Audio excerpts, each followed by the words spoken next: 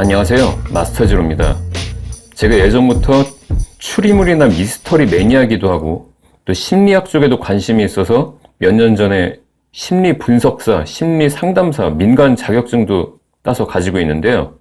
범죄 심리나 범죄 예방 이런 분야가 생존이라는 주제하고 관련성이 크기 때문에 앞으로 범죄 이슈에 대해서 제 나름대로 범인의 심리에 대해서 분석해 본다든지 범죄 패턴에 대해서 분석해 보는 그런 콘텐츠들을 계속 만들어 보려고 합니다. 첫 번째 사건으로는 부산 서면 돌려차기 사건이라고 불리는 부산에서 일어난 여성을 대상으로 한 묻지마 폭행 살인 미수 사건이죠. 이 사건에 대해서 제 나름대로 범인의 심리와 행동에 대해서 분석해보고 판결 내용을 리뷰해보는 시간을 가져보겠습니다. 먼저 이 사건은 피해 여성이 자기가 피해를 당하는 CCTV 영상을 온라인에 공개해서 굉장히 충격을 주고 화제가 됐는데요. 이 CCTV 영상을 일부 보면서 범인의 행동과 심리에 대해서 한번 분석해 보겠습니다. 사건 장면을 보면 피해 여성이 오피스텔 건물로 들어와서 이제 엘리베이터를 타려고 기다리고 있는데 범인이 뒤에서 몰래 접근해서 뒤에서 피해자의 머리에 킥을 날립니다. 그리고 피해자는 머리를 정강이로 맞고 또 머리를 벽에 부딪히고 바닥에 쓰러지죠. 그 상태에서 범인은 피해자의 의식이 있는지 이렇게 좀 확인을 하는 모습이 보입니다. 또 주먹으로 내리치려고 하면서 의식이 있는지 확인을 하고 의식이 아직 좀 남아 있으니까 발로 피해자의 머리를 집중적으로 밟습니다. 그래서 머리를 서너 번 정도도 밟힌 다음 피해자의 몸이 경직되면서 의식을 잃는 모습이 나옵니다. 그리고 나서는 피해자를 거의 그냥 마네킹처럼 들쳐 업고 나가다가 피해자의 가방이라든지 이런 소지품이 떨어지니까 그 소지품을 또 챙겨서 나가는 모습이 보입니다. 저도 이 영상을 처음에 보고 굉장히 충격적이었는데요. 일단 뒤에서 사람을 찰 때에는 거의 무슨 사람이 아니라 그냥 샌드백 차듯이 그렇게 차는 모습을 보이고 있고 피해자가 의식을 잃은 다음에는 또 사람이 아니라 마네킹이나 짐짝 들쳐매듯이 들쳐매고 CCTV 사각지대로 사라집니다. 여기서 일단 먼저 의문이 드는 건 이 범인이 피해자한테 왜 그랬냐는 거죠. 뭐가 목적이었을까요? 그런데 이 가해자가 예전에도 이미 강도상해죄로 6년 그리고 공동주거 침입죄로 2년 이렇게 교도소에 갔다 온 적이 있고요. 전과 사범이라고 합니다. 주거 침입을 했을 때에도 신용카드를 훔쳤다고 하는데요. 범죄 전력으로 봤을 때 이번 사건도 아마 강도가 목적이었지 않을까 이렇게 생각됩니다. 왜냐면 일단 피해자가 의식을 잃은 다음에 피해자를 들쳐업고 나가면서 피해자의 가방을 떨어뜨렸다가 그 가방을 이렇게 챙겨서 나가는 모습이 보입니다. 그렇기 때문에 가방에 일단 어떤 금품이 들어있을 것으로 보고 그 금품을 취하는 게 일단 목적이었을 것 같고요. 또 피해자가 처음에 발차기를 맞고 쓰러지자마자 피해자의 핸드폰을 이렇게 뺏는 모습이 보입니다. 핸드폰을 뺏는 목적이 피해자가 112를 누른다든지 어떤 신고 행위를 못하게 하려는 것도 있었을 수 있지만 또 핸드폰도 일종의 고가의 소지품이기 때문에 일단 피해자로부터 금품이나 돈이 될 만한 걸 뺏는 것이 목적이었지 않을까 이렇게 생각됩니다. 작년 10월에 이 사건에 대한 첫 번째 재판이 있었는데요. 피해자분은 이때 뇌손상을 입어서 오른쪽 발의 기능에 장애가 생겼고요.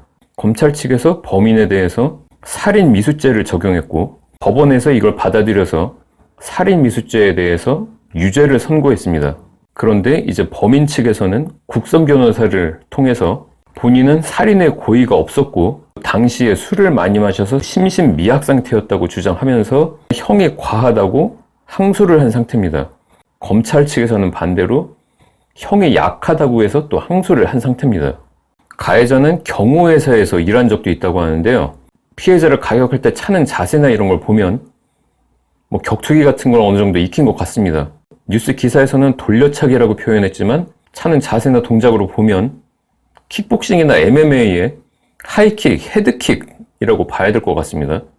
지금 가해자가 체중도 꽤 나갈 것 같은데 이렇게 체중을 실어서 정강이로 그것도 뒤에서 가해자가 다가오는지도 모르고 있는 여성이 후두부를 이렇게 헤드킥을 맞았을 때에는 충분히 살인의 미필적 고의가 있다고 봐야겠죠. 그래서 살인 미수죄는 당연히 성립이 돼야 되는 게 맞고요. 그래서 재판부에서도 살인 미수죄를 받아들였습니다. 범인이 피해자를 이렇게 들쳐업고 CCTV 사각지대인 건물 복도에 1층 복도에다가 방치하고 이제 도주했는데요. 그러고 나서 얼마 안 있다가 바로 이제 그 건물 입주민이 피해자를 발견해서 빨리 병원으로 옮겼기 때문에 사실 목숨을 건질 수 있었지, 그대로 만약 방치했다면은 뭐 충분히 사망했을 가능성이 높다고 봐야 될 것 같습니다. 그리고 범인은 범행 이유에 대해서 피해자가 자신을 기분 나쁘게 쳐다보는 것 같아서 그렇게 했다, 그러니까 우발적으로 한 범행이라는 주장을 하고 있는 것 같은데요. 그런데 그 범행이 일어나기 전에 그 길거리에 있는 CCTV를 보면 범인이 피해자를 멀리서 거리를 두고 한 10분 정도 미행하는 장면이 찍혀 있습니다. 만약에 길거리에서 마주쳤을 때 자기를 어떻게 기분 나쁘게 쳐다봐서 기분이 나빴다면 바로 그 자리에서 뭐 어떻게 따지든지 폭행을 하든지 했겠죠. 그런데 10분 동안 먼 거리를 두고 미행을 했다는 건 거짓말을 하고 있다는 거죠.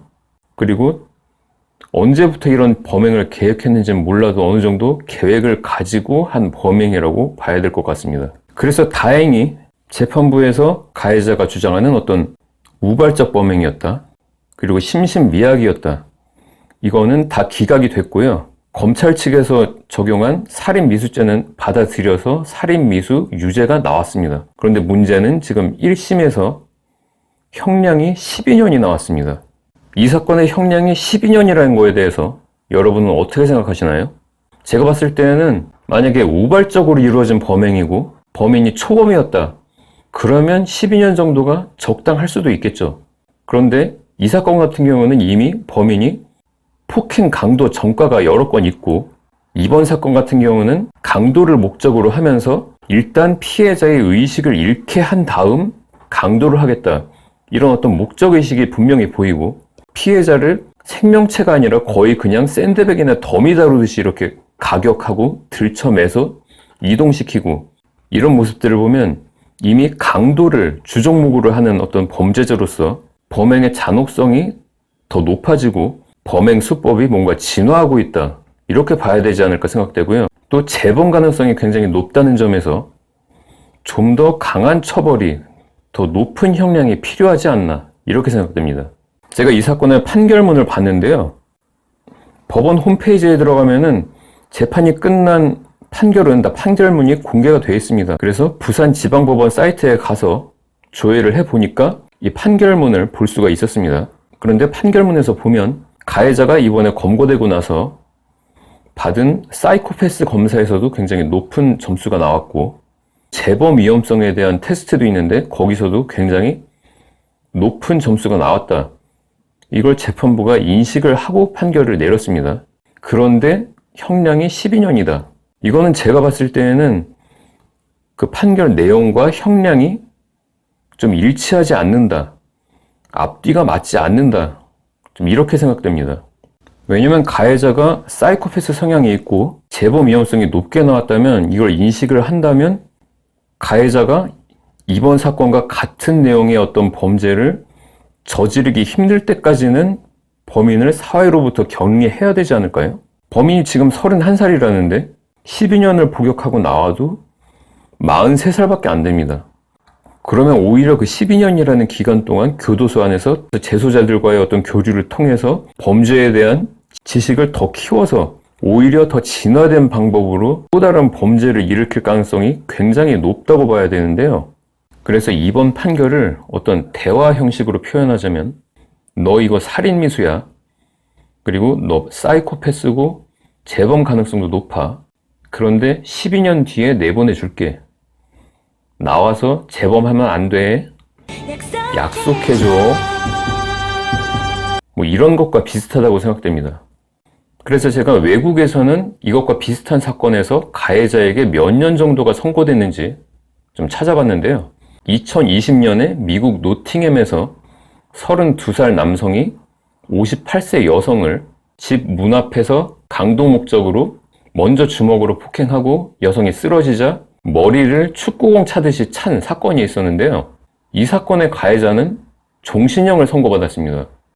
지금 이게 영문 기사인데 확실히 라이프 센텐스라는 말이 나옵니다. 그러니까 종신형을 선고받은 게 맞는 것 같고요. 그런데 미니멈 텀이 21년이다 이렇게 표현이 되어 있습니다.